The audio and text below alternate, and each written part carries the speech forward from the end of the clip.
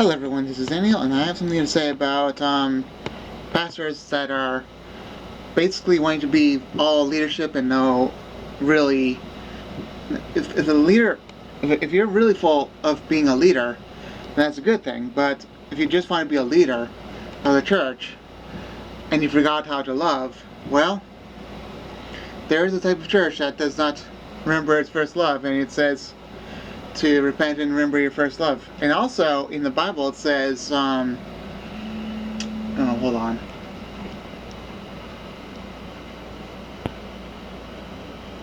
So it says in the Bible, I would say maybe in James, if you do not have love, then you're really a clanging cymbal. If you do not have love, then you're really nothing, you know? So what that really states is that if you do not have love, and if you do not love your people that are questioning salvation and wondering if they're going to perish, well, if they're really questioning salvation, then we should confront them directly and just, I mean, of course some people are doing the right thing and just confronting people, but do it with love. Everyone that is a leader should be loving, especially those who are pastors. I mean, if you don't have love, and if you don't know, if you don't really care about the people, and if you care about the people just in a sense that you're preaching to them for the good of, for the good, no, like I said, for the good word, and your speech is really smooth and really good. But if you don't have love, then you're really worthless to God, you know? Why does love really matter, and especially to the pastors and preachers and all that? Love is the type of thing, and it literally comforts people. It literally gains. It really it really shows them salvation. It really is the one thing that, you know, love is the thing that guides people to salvation. It really does. It's no different than what Christ did when he was on the earth. He was showing people his love. And he was hiding from, let's say, the Pharisees in Rome with not his own self, because he knew how to talk to people. And they would all listen, but then divided themselves up until they got saved later on. No. He used parables. Why? He wanted to preach the word until he died on the cross. Until he fulfilled his duties as, Christ on earth. What is love? Love is caring. Love is kind. Love is gentle. You see what I mean? It is peaceful. It is joyful for good things. And also it is faithful. It is good. It is meek. It's humble, you know? It has self-control. All of these things, you know? And it is patient. Love is patient. A lot of pastors, I would say, are not patient. Some of them are not patient. Some of them are false. So, anyway. But it doesn't mean that those that are, that are false are not patient and loving. It doesn't mean that those who are not loving are false. It just means that these days we just do not have a good source of people where to go. Because I would say the real reason why people are leaving the church and becoming atheists is because they don't have love. The real reason why people become atheists and do not believe anymore and just reject God is because the pastor's not loving. It's all the pastor's duty to present themselves as a good church. And there are churches that become no longer because there's no love in them, there's no truth in them, there's nothing in them that people want to hear. People want to hear good things about them, but they would rather hear in a kind sense. They'd rather hear kind and loving words than to hear rejectful words with the truth. And they could hear the truth, but they should hear it with love. If you're speaking truth and they don't have love, then what are they seeing? They're seeing hell because they rejected the pastor. And when they reject the pastor, it's a direct reject to God. These people are going to hell because the pastor's, not loving anyone with kind words, or maybe they just have that look on their face like they don't care.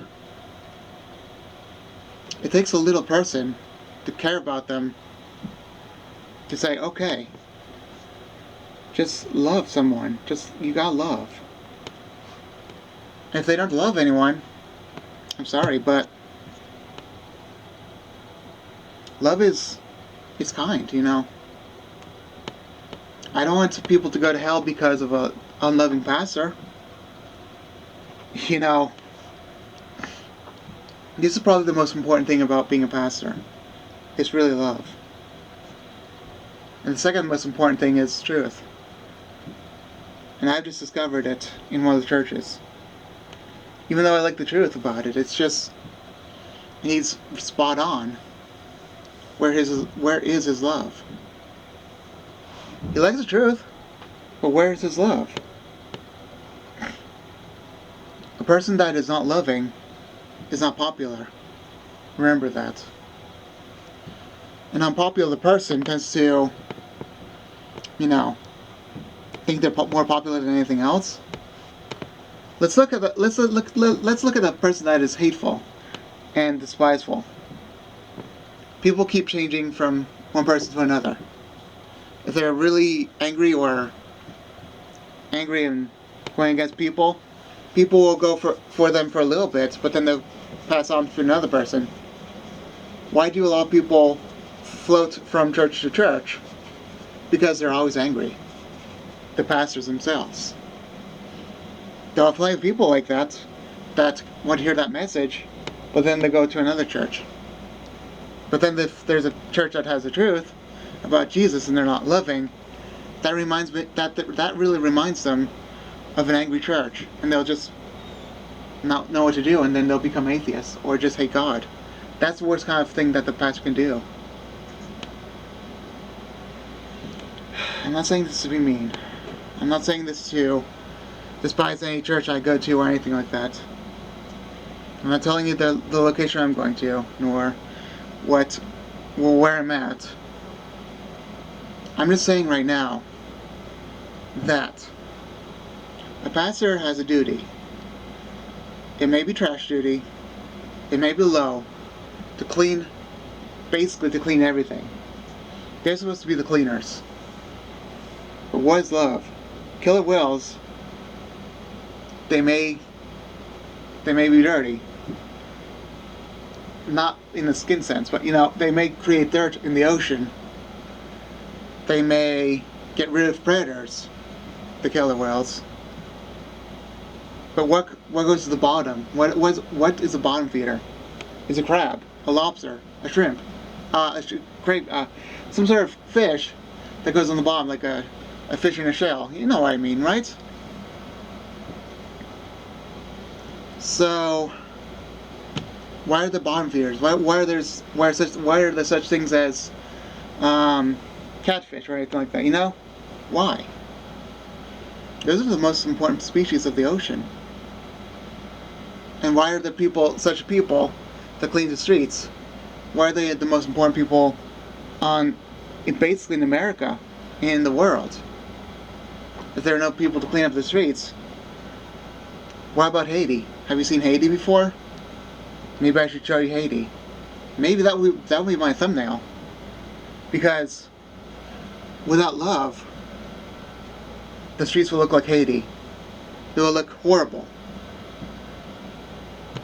I'm not saying this to be horrible,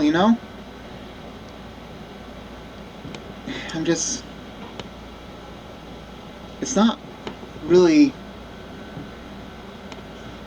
I'm directed to the pastors, Pastors that love are actually saving a lot of people. They're giving them salvation through. They're letting God give them salvation. And you know, there used to be a pastor at my church that I've only been in like 2 weeks maybe. There used to be a pastor at the church that was teaching and preaching about the good news of the cross, and he was really well loved. Then he passed on, you know. Then now it's controversy and all that, and people are not as happy as they used to be. People moved on. And you know, this congregation is very small, right? You know, because, well, just speaking to him, I'm not saying this to be a very bad or in a bad way, but just love. And you'll see how it grows. If you speak positive things, your church will grow. But if it's positive and lie, your church will still grow, right? Yep. If you're always happy, you will always grow in your church. But if people don't want to hear the good news, it'll grow much faster. So, if you're loving, then the church will grow in a loving sense. And salvation will be gained to a lot of people. But a pastor that does not have love, they don't grow. People don't want to hear that. They see through you.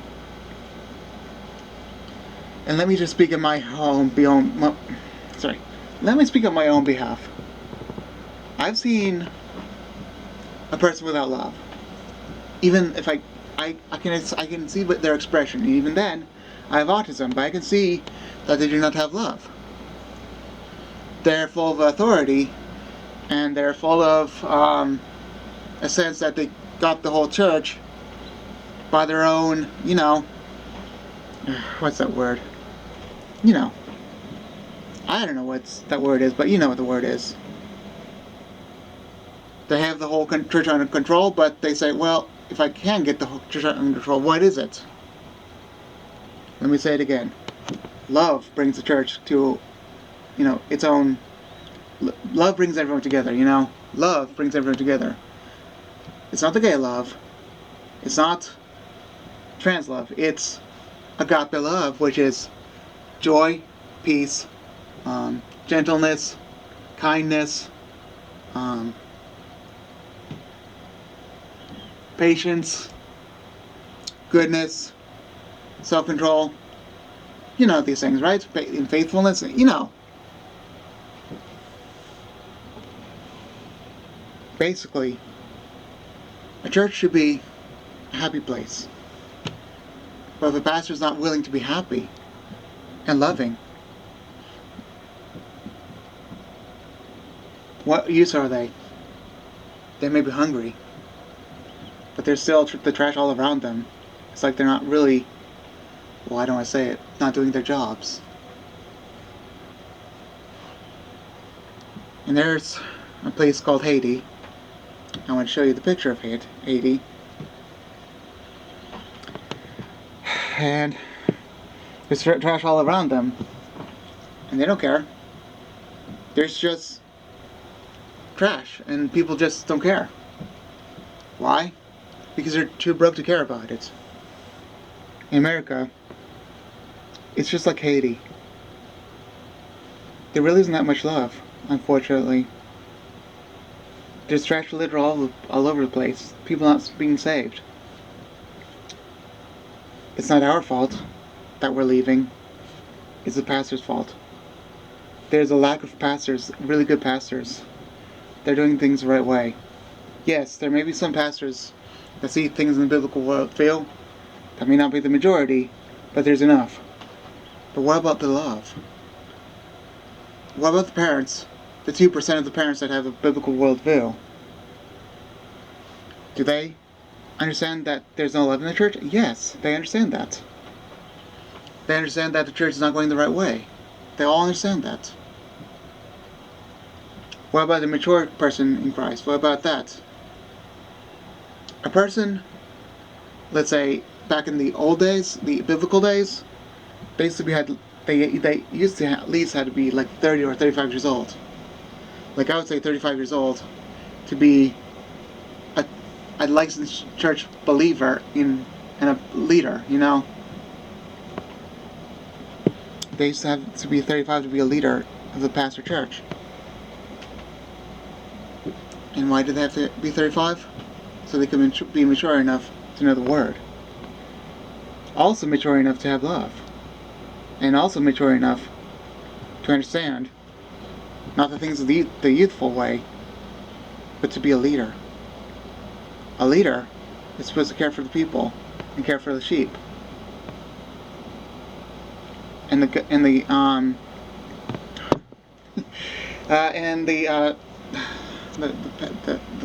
care for the sheep, and then the what was that? Not the servant, not, oh my goodness.